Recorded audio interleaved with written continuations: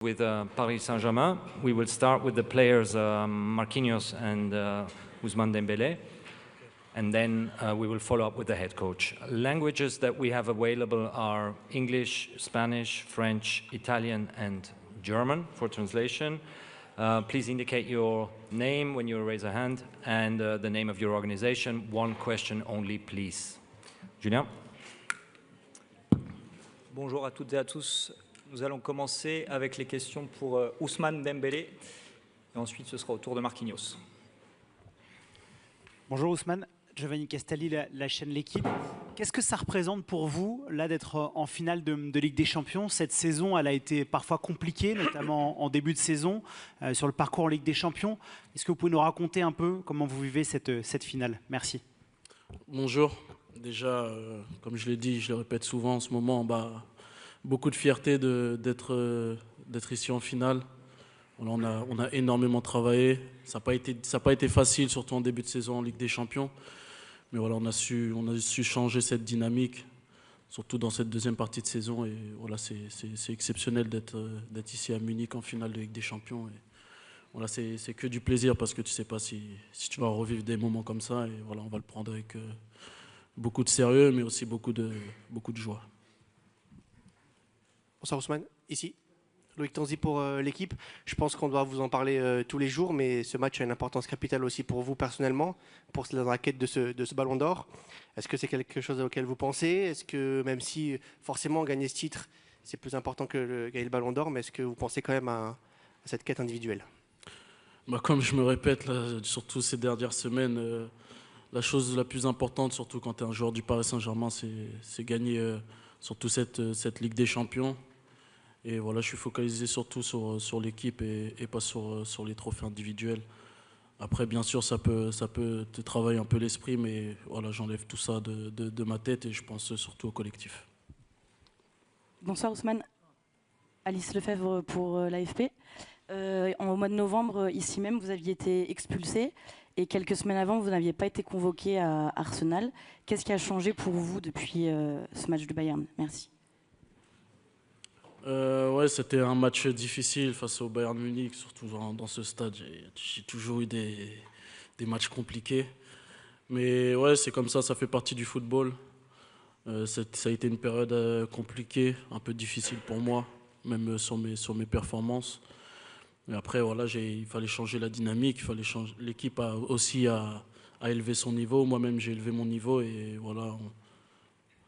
Je suis content de ce qu'on a fait depuis le mois de janvier, surtout, où on a changé cette mentalité. Et puis voilà, on essaie de continuer et voilà, aller jusqu'à la victoire.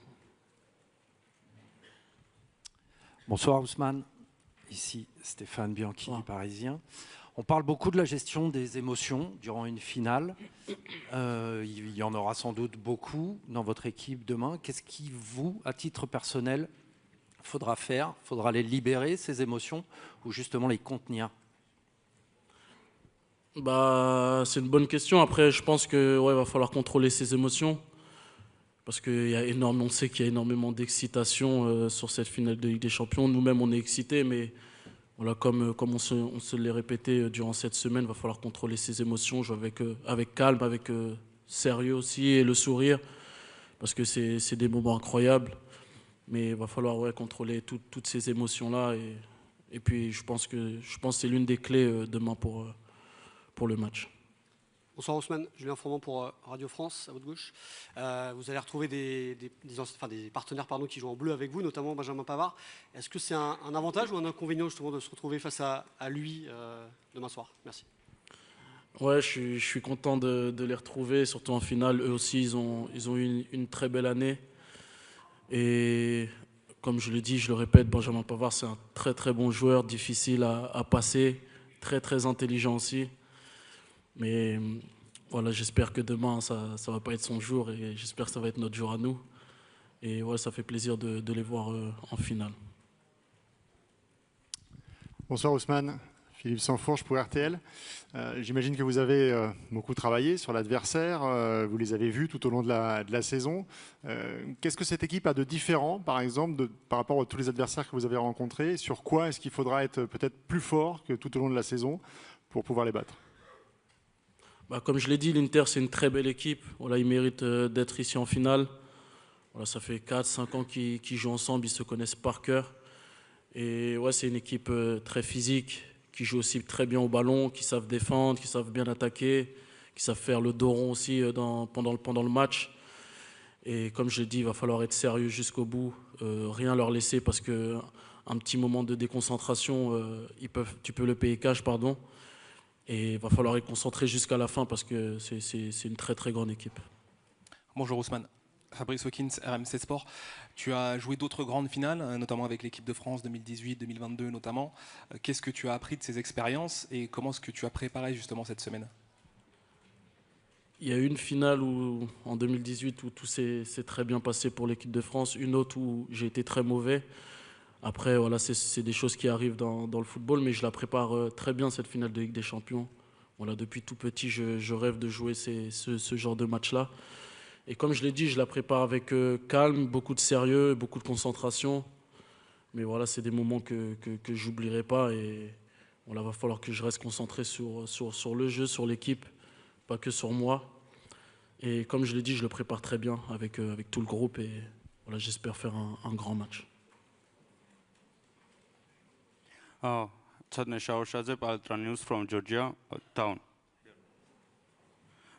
First of all, what will be your main key to win tomorrow game, and what can you say about Hugo Kvaratskhelia, how it's comfortable to play with him in the pitch, and what can you say your attack, what can do tomorrow game? Thank you. De la stratégie, on ne va pas en parler ici en conférence de presse, mais ouais, Kvaratskhelia, c'est un super joueur. Voilà, il s'est très très bien adapté à l'équipe. Après, je pense aussi que c'est pas difficile de s'adapter dans cette équipe. Et c'est un joueur avec beaucoup de talent. Voilà, c'est quelqu'un de très sérieux aussi, qui comprend vite les choses. Et on l'a très bien accueilli dans l'équipe. Et après, les clés de demain, comme je me répète, ça va être un match avec beaucoup de tension, je pense. Mais voilà, qu'il va falloir contrôler ses émotions. Surtout dans une finale de Ligue des Champions, on sait que c'est toute l'excitation qu'il y a pour le peuple parisien pour cette finale. Mais comme je l'ai dit, depuis le début de la semaine, il va falloir contrôler ses émotions et jouer notre jeu surtout. Bonsoir Ousmane. Je voudrais savoir tactiquement, et après le départ de Kylian Mbappé, est-ce que le jeu du Paris Saint-Germain est devenu plus facile pour vous et peut-être pour d'autres joueurs aussi? Non, je me le répète souvent aussi. Peut-être avec Kylian Mbappé, cette saison, on sera encore plus fort. On ne sait pas ce qui pouvait se passer. Après, comme je l'ai dit, Kylian Mbappé, il avait un rêve dans sa carrière, c'était de jouer au Real Madrid. Et puis voilà, le Paris Saint-Germain a continué son chemin. Voilà, il y a un après, il y a un avant aussi Kylian Mbappé. Et comme je l'ai dit, voilà, on lui souhaite bonne chance. Et nous, on s'est concentré surtout sur nous, sur l'équipe et sur la saison qu'on voulait faire. Hola Ousmane, aquí detrás, a tu derecha. Una pregunta en español, si me permites. Luis Flaquer de la cadena SER. Me gustaría preguntarte qué influencia ha tenido Luis Enrique para conseguir esta versión tan buena que tenemos ahora de Ousmane Dembélé. ¿Qué ha hecho Luis Enrique para moldearte hasta conseguir esta versión que incluso se habla de que puedas ganar el Balón de Oro? Gracias. Comme je l'ai dit, depuis le début que j'ai rencontré, que j'ai parlé avec Luis Enrique, j'ai toujours eu sa confiance. Après, sur cette position de numéro 9, voilà, c'est une position un peu axiale que je connais depuis que j'ai débuté en professionnel. Et voilà, je m'adapte très bien à cette position-là. J'essaye d'aider l'équipe. Après, le coach il me laisse énormément de liberté d'aller à gauche, d'aller à droite, de dézonner.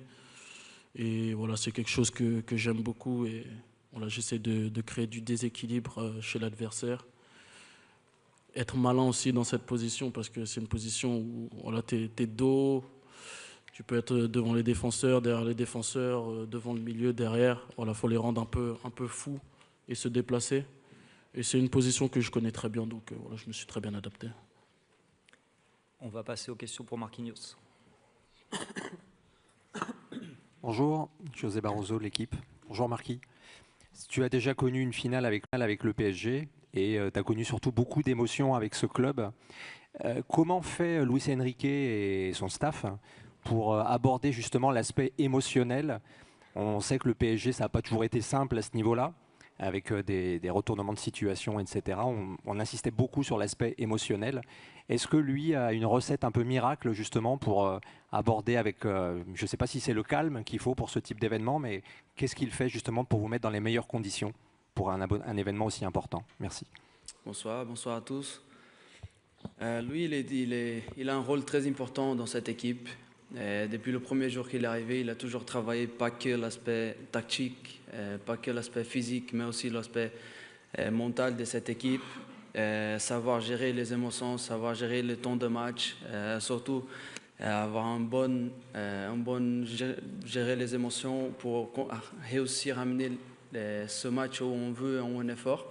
Et c'est ça qui lui, il a beaucoup travaillé depuis qu'il est arrivé. Et c'est ça qui nous a ramené jusqu'ici aujourd'hui. Je pense que si on voit la saison qu'on a eue, les matchs difficiles qu'on a eus, les moments difficiles qu'on a affrontés dans un match, et on a réussi à renverser la situation, ça passe aussi par là, ça passe aussi par tout ce travail que lui il a fait, qui nous a amené depuis qu'il est arrivé.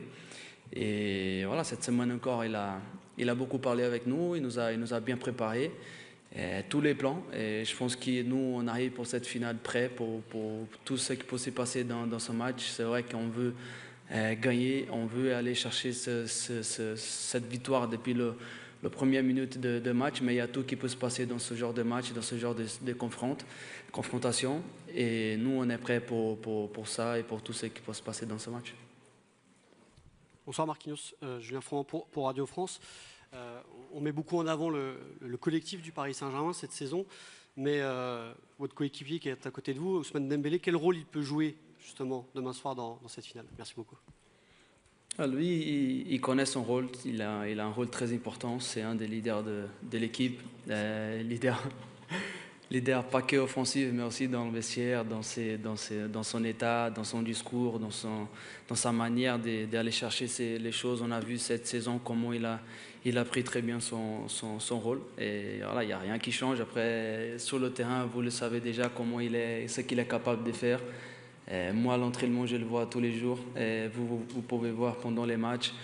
Et je suis très, très heureux d'avoir un joueur comme ça, intelligent, qui, comme lui-même il a dit, dans cette position, il faut être très malin, il faut être très intelligent, bien comprendre les espaces, bien comprendre les espaces libres que l'équipe adversaire laisse. Et c'est un joueur très difficile à défendre. Et nous, on va l'utiliser de la meilleure manière. Mais voilà, il n'y a pas que Ousmane sur le terrain demain. Et nous, on dit toujours le collectif. Et si le collectif est fort, le collectif est costaud, nous, individuellement, parlons de moi-même d'abord, après Ousmane, après les autres, et on va s'en sortir plus facilement. Et c'est ça qui est le coach, c'est ça qui notre groupe il vit tous les jours à l'entraînement et tous les matchs qu'on a fait, c'est toujours le collectif d'abord et après les individualités. Bonjour Marquinhos, Giovanni Castaldi, la chaîne L'Équipe. Je ne vais pas vous demander si c'est la plus grande équipe du Paris Saint-Germain dans laquelle vous avez joué, mais juste en termes de plaisir, Marquis, est-ce que c'est pas cette équipe où vous prenez le plus de plaisir? Je ne parle pas de juger les valeurs, etc., juste en termes de bonheur au quotidien. Ouais, c'est un des plus. Je pense que beaucoup de gens me font cette question. Les gens ils font beaucoup de comparaisons. Et pour toutes les années que j'ai passées ici, toutes les équipes que j'ai eues. Mais cette équipe, vraiment, elle prend de plaisir tous les jours au quotidien, tous les matchs. On le voit et comment on s'aide, comment on court tous ensemble, comment on sait, comment on se comprend déjà sur le terrain. Et je pense qu'il y a cette influence dans le résultat d'aujourd'hui de cette équipe. Et voilà, je suis vraiment amoureux de cette équipe, de ceux qui ont fait sur le terrain, tous ceux qui ont fait un pour l'autre. Et ça fait vraiment plaisir de faire partie de cette équipe. Bonsoir Marquis, Adrien Chantegrelet du Parisien. On sait que les heures avant une finale peuvent être un petit peu longues. Comment toi tu t'étais occupé l'esprit en 2020 avant cette finale? Est-ce que tu as prévu d'aborder, avoir la même routine, de faire le même programme? Est-ce que tu vas avoir un peu un rôle de conseiller auprès des jeunes qui découvrent ce que c'est une finale de Ligue des Champions? Merci. Ouais, c'est un contexte différent de cette dernière finale que j'ai jouée. C'était un moment différent socialement aussi. Il n'y avait pas de public. Ça a été une compétition totalement différente que celle-là. Mais moi, personnellement, je sais que les choses qui me font bien, qui me laissent préparer bien pour ce match. Il n'y a pas de beaucoup de secrets, bien manger, bien dormir, faire les soins avant de dormir pour être bien le lendemain, le jour même, parler avec mes coéquipiers, voir ce qu'on peut ajouter au dernier moment. Mais je pense que les détails sont prêts déjà. Tout le monde est prêt, tout le monde a plus grand chose à faire.